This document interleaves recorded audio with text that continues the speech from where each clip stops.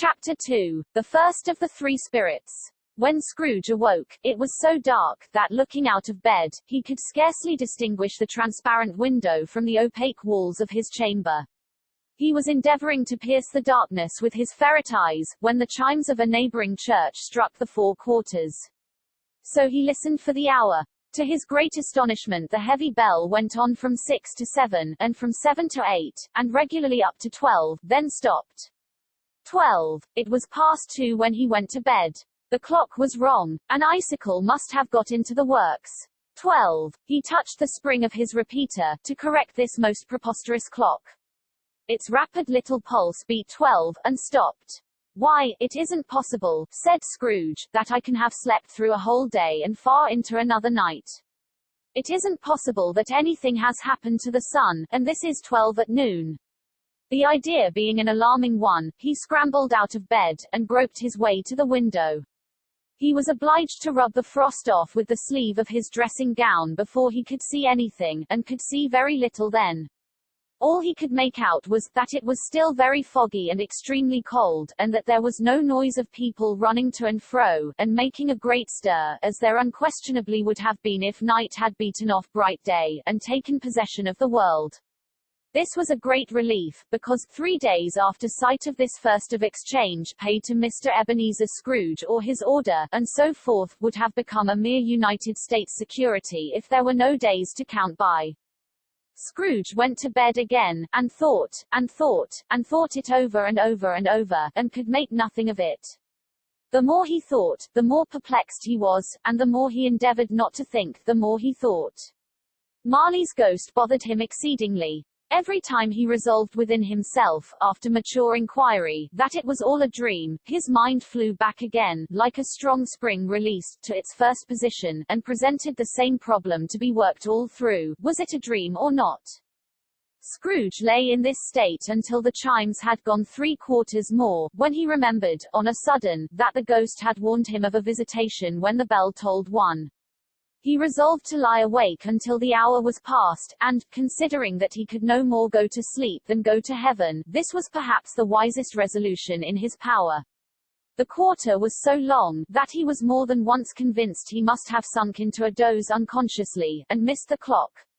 At length it broke upon his listening ear. Ding, dong, 1/4 past, said Scrooge, counting. Ding, dong, 1/2 past, said Scrooge. Ding, dong, 1/4 to it, said Scrooge. Ding, dong, the hour itself, said Scrooge, triumphantly, and nothing else.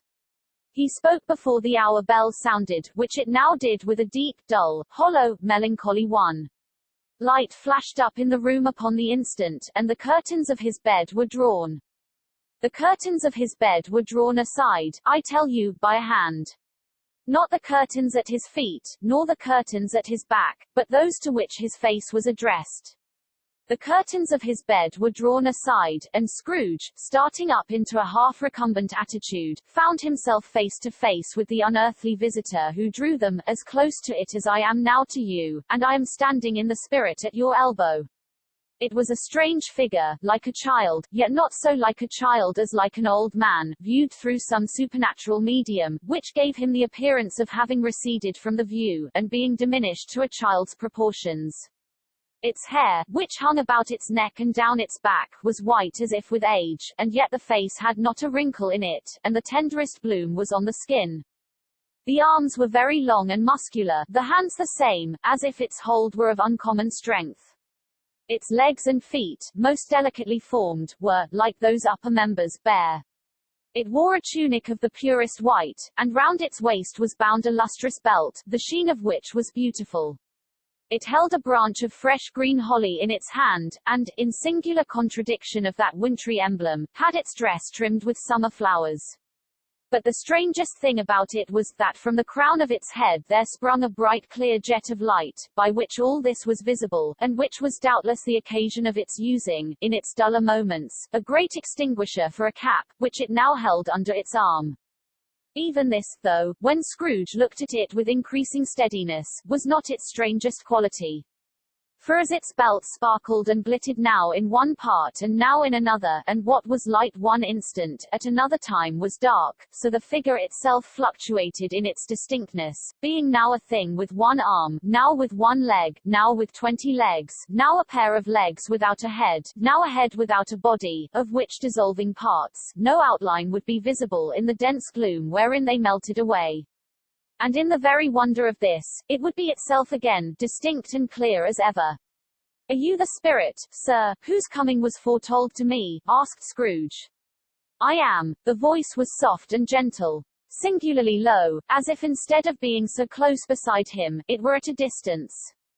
Who, and what are you? Scrooge demanded. I am the ghost of Christmas past. Long past? Inquired Scrooge, observant of its dwarfish stature. No, your past. Perhaps, Scrooge could not have told anybody why, if anybody could have asked him, but he had a special desire to see the spirit in his cap, and begged him to be covered. What, exclaimed the ghost, would you so soon put out with worldly hands, the light I give? Is it not enough that you are one of those whose passions made this cap, and force me through whole trains of years to wear it low upon my brow? Scrooge reverently disclaimed all intention to offend, or any knowledge of having wilfully bonneted the spirit at any period of his life. He then made bold to inquire what business brought him there. Your welfare, said the ghost. Scrooge expressed himself much obliged, but could not help thinking that a night of unbroken rest would have been more conducive to that end. The spirit must have heard him thinking, for it said immediately, your reclamation, then. Take heed. It put out its strong hand as it spoke, and clasped him gently by the arm. Rise, and walk with me. It would have been in vain for Scrooge to plead that the weather and the hour were not adapted to pedestrian purposes, that bed was warm, and the thermometer a long way below freezing, that he was clad but lightly in his slippers, dressing gown, and nightcap, and that he had a cold upon him at that time. The grasp, though gentle as a woman's hand, was not to be resisted. He rose, but finding that the spirit made towards the window, clasped its robe in supplication. I am a mortal, Scrooge remonstrated, and liable to fall. Bear but a touch of my hand there, said the spirit, laying it upon his heart, and you shall be upheld in more than this. As the words were spoken, they passed through the wall, and stood upon an open country road, with fields on either hand. The city had entirely vanished. Not a vestige of it was to be seen. The darkness and the mist had vanished with it, for it was a clear, cold, winter day, with snow upon the ground. Good heaven, said Scrooge, clasping his hands together, as he looked about him. I was bred in this place. I was a boy here. The spirit gazed upon him mildly. Its gentle touch, though it had been light and instantaneous, appeared still present to the old man's sense of feeling. He was conscious of 1,000 odors floating in the air, each one connected with 1,000 thoughts, and hopes, and joys, and cares long, long, forgotten. Your lip is trembling, said the ghost. And what is that upon your cheek? Scrooge muttered, with an unusual catching in his voice, that it was a pimple, and begged the ghost to lead him where he would. You recollect the way? Inquired the spirit. Remember it? Cried Scrooge with fervor. I could walk it blindfold. Strange to have forgotten it for so many years, observed the ghost. Let us go on. They walked along the road, Scrooge recognizing every gate, and post, and tree, until a little market town appeared in the distance, with its bridge, its church, and winding river. Some shaggy ponies now were seen trotting towards them with boys upon their backs, who called to other boys in country gigs and carts, driven by farmers. All these boys were in great spirits, and shouted to each other, until the broad fields were so full of merry music, that the crisp air laughed to hear it. These are but shadows of the things that have been, said the ghost.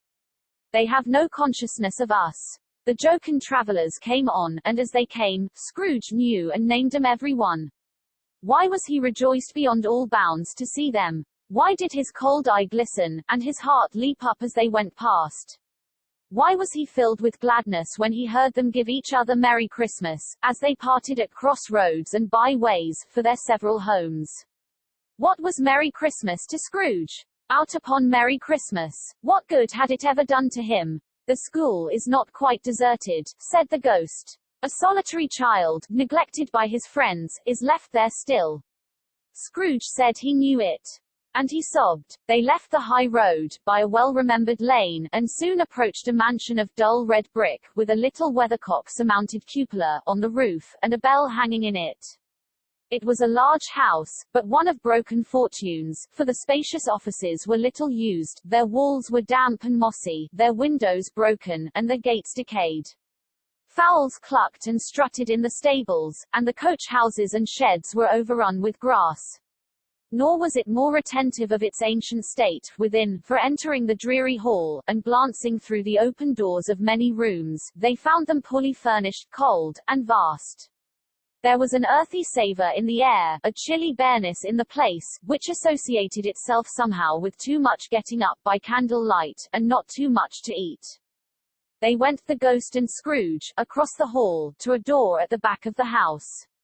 It opened before them, and disclosed a long, bare, melancholy room, made barer still by lines of plain deal forms and desks. At one of these a lonely boy was reading near a feeble fire, and Scrooge sat down upon a form, and wept to see his poor forgotten self as he had used to be. Not a latent echo in the house, not a squeak and scuffle from the mice behind the panelling, not a drip from the half-thawed water spout in the dull yard behind, not a sigh among the leafless boughs of one despondent poplar, not the idle swinging of an empty storehouse door, no, not a clicking in the fire, but fell upon the heart of Scrooge with softening influence, and gave a freer passage to his tears. The spirit touched him on the arm, and pointed to his younger self, intent upon his reading. Suddenly a man, in foreign garments, wonderfully real and distinct to look at, stood outside the window, with an axe stuck in his belt, and leading an ass laden with wood by the bridle. "Why, it's Ali Baba!" Scrooge exclaimed in ecstasy. "It's dear old honest Ali Baba. Yes, yes, I know. One Christmas time, when yonder solitary child was left here all alone, he did come, for the first time, just like that." "Poor boy! And Valentine," said Scrooge, "and his wild brother, Orson, there they go.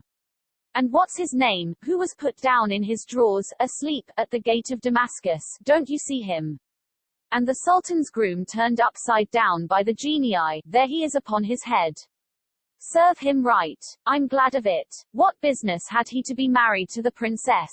To hear Scrooge expending all the earnestness of his nature on such subjects, in a most extraordinary voice between laughing and crying, and to see his heightened and excited face, would have been a surprise to his business friends in the city, indeed. "There's the parrot," cried Scrooge. "Green body and yellow tail, with a thing like a lettuce growing out of the top of his head, there he is. Poor Robin Crusoe, he called him, when he came home again after sailing round the island. Poor Robin Crusoe, where have you been, Robin Crusoe?" The man thought he was dreaming, but he wasn't. It was the parrot, you know. There goes Friday, running for his life to the little creek. Halloa, hoop, halloo. Then, with a rapidity of transition very foreign to his usual character, he said, in pity for his former self, "Poor boy," and cried again. "I wish," Scrooge muttered, putting his hand in his pocket, and looking about him, after drying his eyes with his cuff, "but it's too late now." "What is the matter?" asked the spirit. "Nothing," said Scrooge, "nothing. There was a boy singing a Christmas carol at my door last night. I should like to have given him something, that's all." The ghost smiled thoughtfully, and waved its hand, saying as it did so, "Let us see another Christmas."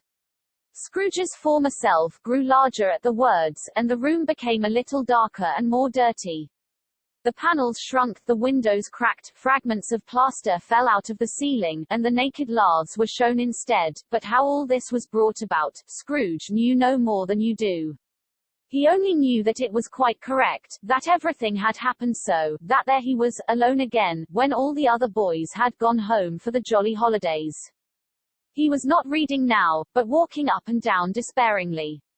Scrooge looked at the ghost, and with a mournful shaking of his head, glanced anxiously towards the door. It opened, and a little girl, much younger than the boy, came darting in, and putting her arms about his neck, and often kissing him, addressed him as her dear, dear brother. "I have come to bring you home, dear brother," said the child, clapping her tiny hands, and bending down to laugh. "To bring you home, home, home. Home, little Fan, returned the boy. Yes, said the child, brimful of glee, home, for good and all. Home, forever and ever. Father is so much kinder than he used to be, that home's like heaven.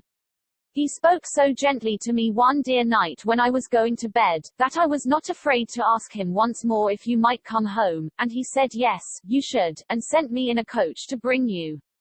And you're to be a man, said the child, opening her eyes, and are never to come back here, but first we're to be together all the Christmas long, and have the merriest time in all the world. You are quite a woman, little Fan, exclaimed the boy. She clapped her hands and laughed, and tried to touch his head, but being too little, laughed again, and stood on tiptoe to embrace him. Then she began to drag him, in her childish eagerness, towards the door, and he, nothing loath to go, accompanied her. A terrible voice in the hall cried, "Bring down Master Scrooge's box." There, and in the hall appeared the schoolmaster himself, who glared on Master Scrooge with a ferocious condescension, and threw him into a dreadful state of mind by shaking hands with him. He then conveyed him and his sister into the veriest old well of a shivering best parlour that ever was seen, where the maps upon the wall, and the celestial and terrestrial globes in the windows, were waxy with cold. Here he produced a decanter of curiously light wine, and a block of curiously heavy cake, and administered installments of those dainties to the young people, at the same time, sending out a meagre servant to offer a glass of something, to the postboy, who answered that he thanked the gentleman, but if it was the same tap as he had tasted before, he had rather not. Master Scrooge's trunk being by this time tied on to the top of the chaise, the children bade the schoolmaster good-bye right willingly, and getting into it, drove gaily down the garden sweep, the quick wheels dashing the hoar frost and snow from off the dark leaves of the evergreens like spray. Always a delicate creature, whom a breath might have withered, said the ghost. But she had a large heart. So she had, cried Scrooge. You're right. I'll not gainsay it, spirit. God forbid. She died a woman, said the ghost, and had, as I think, children. One child, Scrooge returned. True, said the ghost. Your nephew. Scrooge seemed uneasy in his mind, and answered briefly, yes. Although they had but that moment left the school behind them, they were now in the busy thoroughfares of a city, where shadowy passengers passed and repassed, where shadowy carts and coaches battled for the way, and all the strife and tumult of a real city were. It was made plain enough, by the dressing of the shops, that here too it was Christmas time again, but it was evening, and the streets were lighted up. The ghost stopped at a certain warehouse door, and asked Scrooge if he knew it. Know it, said Scrooge. Was I apprenticed here? They went in, at sight of an old gentleman in a Welsh wig, sitting behind such a high desk, that if he had been 2 inches taller he must have knocked his head against the ceiling. Scrooge cried in great excitement, why, it's old Fezziwig. Bless his heart, it's Fezziwig alive again. Old Fezziwig laid down his pen and looked up at the clock, which pointed to the hour of 7. He rubbed his hands, adjusted his capacious waistcoat, laughed all over himself, from his shoes to his organ of benevolence, and called out in a comfortable, oily, rich, fat, jovial voice. Yo-ho, there, Ebenezer, Dick. Scrooge's former self, now grown a young man, came briskly in, accompanied by his fellow prentice. Dick Wilkins, to be sure, said Scrooge to the ghost. Bless me, yes, there he is. He was very much attached to me, was Dick. Poor Dick. Dear, dear. Yo-ho, my boys, said Fezziwig. No more work tonight. Christmas Eve, Dick. Christmas, Ebenezer, let's have the shutters up, cried old Fezziwig, with a sharp clap of his hands, before a man can say, Jack Robinson. You wouldn't believe how those 2 fellows went at it. They charged into the street with the shutters, 1, 2, 3, had M up in their places, 4, 5, 6, barred M and pinned M, 7, 8, 9, and came back before you could have got to 12, panting like racehorses. Hilly-ho, cried old Fezziwig, skipping down from the high desk, with wonderful agility. Clear away, my lads, and let's have lots of room here. Hilly-ho, Dick. Chirrup, Ebenezer. Clear away. There was nothing they wouldn't have cleared away, or couldn't have cleared away, with old Fezziwig looking on.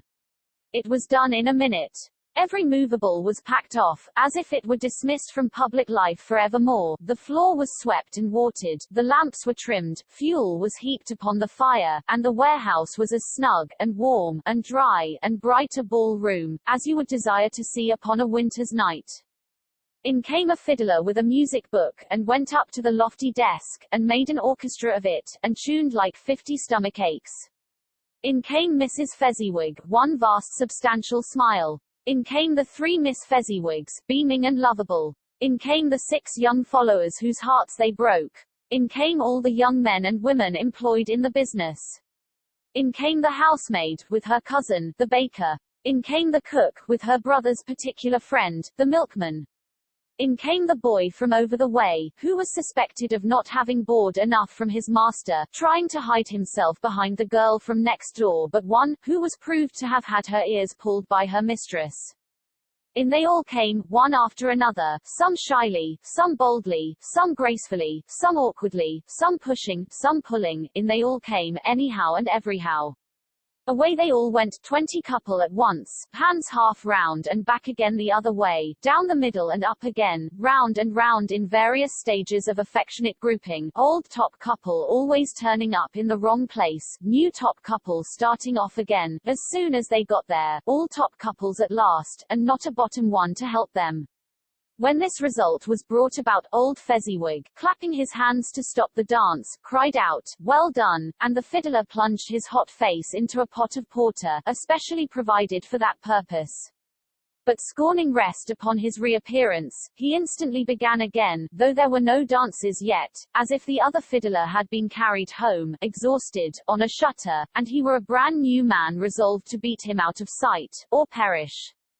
There were more dances, and there were forfeits, and more dances, and there was cake, and there was negus, and there was a great piece of cold roast, and there was a great piece of cold boiled, and there were mince pies, and plenty of beer. But the great effect of the evening came after the roast and boiled, when the fiddler, an artful dog, mind. The sort of man who knew his business better than you or I could have told it him, struck up, Sir Roger de Coverley. Then old Fezziwig stood out to dance with Mrs. Fezziwig. Top couple too. With a good stiff piece of work cut out for them. 3 or 4 and 20 pair of partners. People who were not to be trifled with. People who would dance, and had no notion of walking. There were more dances, and there were forfeits, and more dances, and there was cake, and there was negus, and there was a great piece of cold roast, and there was a great piece of cold boiled, and there were mince pies, and plenty of beer. But the great effect of the evening came after the roast and boiled, when the fiddler, an artful dog, mind. The sort of man who knew his business better than you or I could have told it him, struck up, Sir Roger de Coverley. Then old Fezziwig stood out to dance with Mrs. Fezziwig. Top couple too, with a good stiff piece of work cut out for them, 3 or 4 and 20 pair of partners, people who were not to be trifled with, people who would dance, and had no notion of walking. But if they had been twice as many, 4 times, old Fezziwig would have been a match for them, and so would Mrs. Fezziwig. As to her, she was worthy to be his partner in every sense of the term. If that's not high praise, tell me higher, and I'll use it. A positive light appeared to issue from Fezziwig's calves. They shone in every part of the dance like moons. You couldn't have predicted, at any given time, what would become of M next. And when old Fezziwig and Mrs. Fezziwig had gone all through the dance, advance and retire, hold hands with your partner, bow and curtsy, corkscrew, thread the needle, and back again to your place, Fezziwig cut so deftly, that he appeared to wink with his legs, and came upon his feet again without a stagger. When the clock struck 11, this domestic ball broke up. Mr. and Mrs. Fezziwig took their stations, one on either side the door, and shaking hands with every person individually as he or she went out, wished him or her a Merry Christmas. When everybody had retired but the 2 prentices, they did the same to them, and thus the cheerful voices died away, and the lads were left to their beds, which were under a counter in the back shop. During the whole of this time, Scrooge had acted like a man out of his wits. His heart and soul were in the scene, and with his former self. He corroborated everything, remembered everything, enjoyed everything, and underwent the strangest agitation. It was not until now, when the bright faces of his former self and Dick were turned from them, that he remembered the ghost, and became conscious that it was looking full upon him, while the light upon its head burnt very clear. "A small matter," said the ghost, "to make these silly folks so full of gratitude." "Small," echoed Scrooge. The spirit signed to him to listen to the two apprentices, who were pouring out their hearts in praise of Fezziwig, and when he had done so, said, "Why, is it not? He has spent but a few pounds of your mortal money, 3 or 4, perhaps. Is that so much that he deserves this praise?" "It isn't that," said Scrooge, heated by the remark, and speaking unconsciously like his former, not his latter, self. "It isn't that, spirit. He has the power to render us happy or unhappy, to make our service light or burdensome, a pleasure or a toil. Say that his power lies in words and looks, in things so slight and insignificant that it is impossible to add and count 'em up, what then? The happiness he gives, is quite as great as if it cost a fortune." He felt the spirit's glance, and stopped. "What is the matter?" asked the ghost. "Nothing particular," said Scrooge. "Something, I think," the ghost insisted. "No," said Scrooge, "no. I should like to be able to say a word or two to my clerk just now. That's all." His former self turned down the lamps as he gave utterance to the wish, and Scrooge and the ghost again stood side by side in the open air. "My time grows short," observed the spirit. "Quick." This was not addressed to Scrooge, or to anyone whom he could see, but it produced an immediate effect. For again Scrooge saw himself. He was older now, a man in the prime of life. His face had not the harsh and rigid lines of later years, but it had begun to wear the signs of care and avarice. There was an eager, greedy, restless motion in the eye, which showed the passion that had taken root, and where the shadow of the growing tree would fall. He was not alone, but sat by the side of a fair young girl in a mourning dress, in whose eyes there were tears, which sparkled in the light that shone out of the ghost of Christmas past. "It matters little," she said, softly. "To you, very little. Another idol has displaced me, and if it can cheer and comfort you in time to come, as I would have tried to do, I have no just cause to grieve." "What idol has displaced you?" he rejoined. "A golden one. This is the even-handed dealing of the world," he said. "There is nothing on which it is so hard as poverty, and there is nothing it professes to condemn with such severity as the pursuit of wealth." "You fear the world too much," she answered, gently. "All your other hopes have merged into the hope of being beyond the chance of its sordid reproach. I have seen your nobler aspirations fall off one by one, until the master passion, gain, engrosses you." "Have I not? What then?" he retorted. "Even if I have grown so much wiser, what then? I am not changed towards you." She shook her head. "Am I? Our contract is an old one. It was made when we were both poor and content to be so, until, in good season, we could improve our worldly fortune by our patient industry. You are changed. When it was made, you were another man." "I was a boy," he said impatiently. "Your own feeling tells you that you were not what you are," she returned. "I am. That which promised happiness when we were one in heart, is fraught with misery now that we are two. How often and how keenly I have thought of this, I will not say. It is enough that I have thought of it, and can release you." "Have I ever sought release?" "In words. No, never." "In what then?" "In a changed nature, in an altered spirit, in another atmosphere of life, another hope as its great end. In everything that made my love of any worth or value in your sight."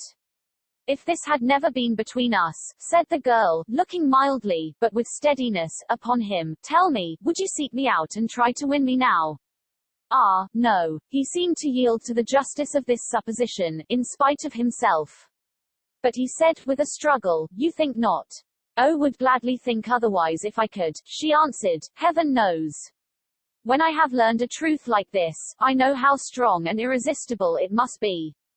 But if you were free today, tomorrow, yesterday, can even I believe that you would choose a dowerless girl, you who, in your very confidence with her, weigh everything by gain, or, choosing her, if for a moment you were false enough to your one guiding principle to do so, do I not know that your repentance and regret would surely follow?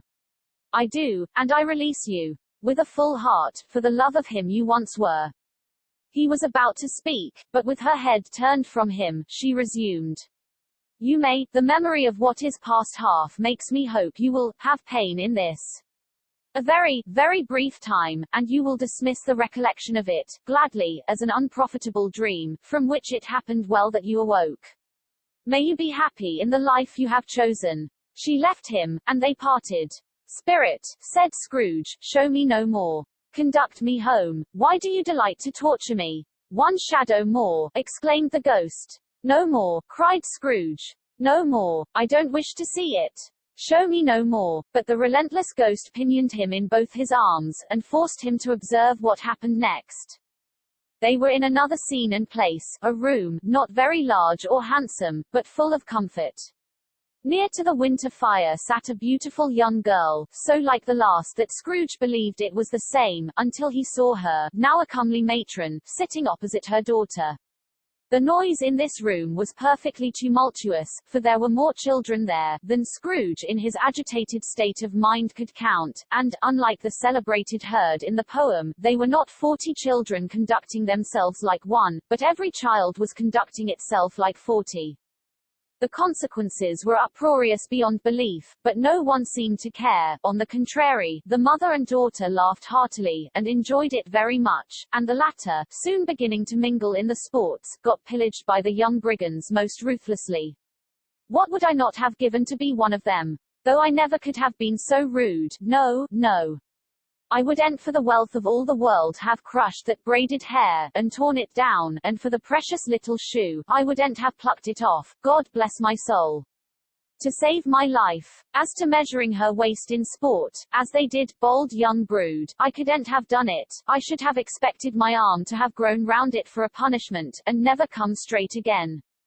And yet I should have dearly liked, I own, to have touched her lips, to have questioned her, that she might have opened them, to have looked upon the lashes of her downcast eyes, and never raised a blush, to have let loose waves of hair, an inch of which would be a keepsake beyond price. In short, I should have liked, I do confess, to have had the lightest license of a child, and yet been man enough to know its value. But now a knocking at the door was heard, and such a rush immediately ensued that she with laughing face and plundered dress was borne towards it, the center of a flushed and boisterous group, just in time to greet the father, who came home attended by a man laden with Christmas toys and presents. Then the shouting and the struggling, and the onslaught that was made on the defenseless porter.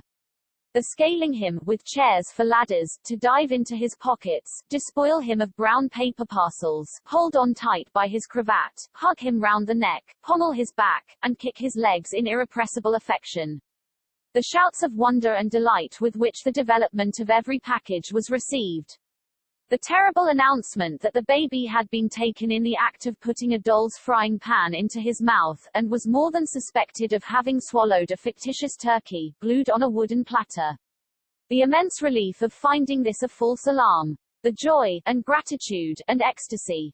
They are all indescribable alike. It is enough that by degrees the children and their emotions got out of the parlor and by one stair at a time, up to the top of the house, where they went to bed, and so subsided.